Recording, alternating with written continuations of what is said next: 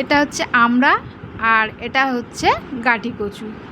আজকের আমাদের এই দুজনকে নিয়েই হবে রান্নার আসল পর্ব।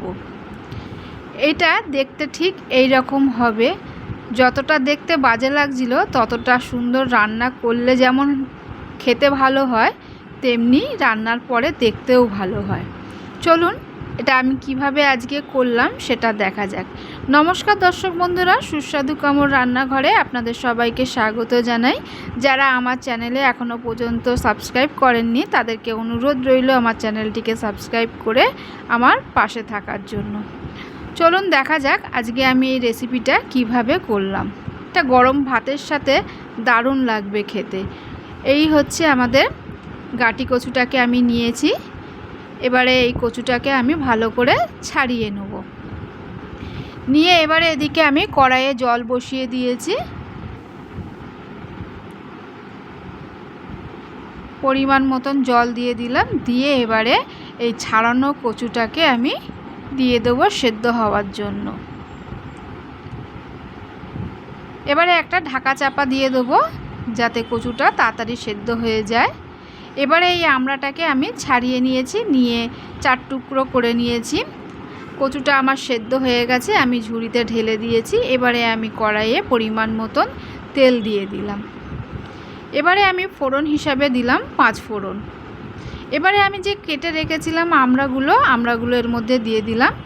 দিয়ে এবারে আমি 1.5 চামচের মতন আদা বাটা দিলাম, 1 চামচের মতন জিরের গুঁড়ো দিলাম,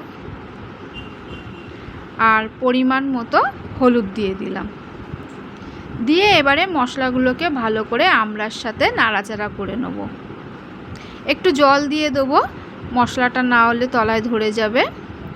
দিয়ে এইভাবে আমি মশলাটাকে কষাতে থাকবো।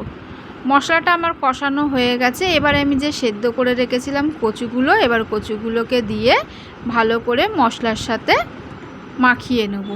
নিয়ে এবারে ঢাকার চাপা দিয়ে দেবো যাতে মশলাটা কচুর সাথে ভালো করে মিশে যায়। এবারে একটু সামান্য পরিমাণ জল দিয়ে দেবো। দিয়ে আবার ঢাকা চাপা দিয়ে ভালো করে কষাতে থাকবো।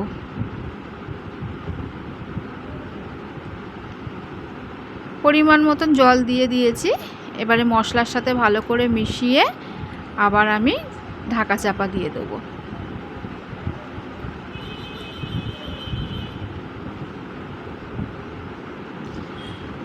ওটা আমার সেদ্ধ হয়ে গেছে। এবারে আমি একটু বেশি পরিমাণে জল দিয়ে এটাকে এবারে ফুটতে সময় দেব। এই আজকে আমার রেডি হয়ে গেছে গাটি কচুর তরকারি। খেতে দারুণ স্বাদের হয়, গরম ভাতের সাথে দারুণ লাগবে।